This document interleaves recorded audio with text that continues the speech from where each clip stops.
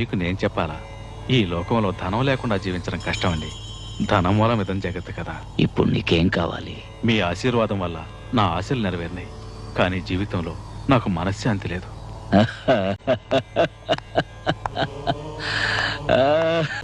ధనమూలం ఇదం జగత్తని ఇందాకేగా అన్నావు. శాంతిని కొనుక్కో. ధనమంతా నీ దగ్గరే ఉంటే మనశ్శాంతి ఎలా ఉంటుంది?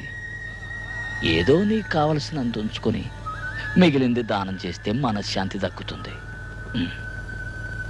డబ్బు దోచుకునేవాడికి ఎప్పుడూ మనశ్శాంతి ఉండదు. పుణ్యం దాచుకునేవాడికి ఎప్పుడూ తోడుగా ఉంటుంది. అవును, పుట్టేటప్పుడు ఏం తీసుకురాలేదు, పోయేప్పుడు తీసుకుపోయేది లేదు. ఇక దేనికయ్యా నీది నాదన్న స్వార్థం? అయ్యయ్యో, వెళ్ళు వెళ్ళు. ఇదిగా దీన్ని తీసుకుని లేని వాళ్ళకిచ్చేళ్ళు.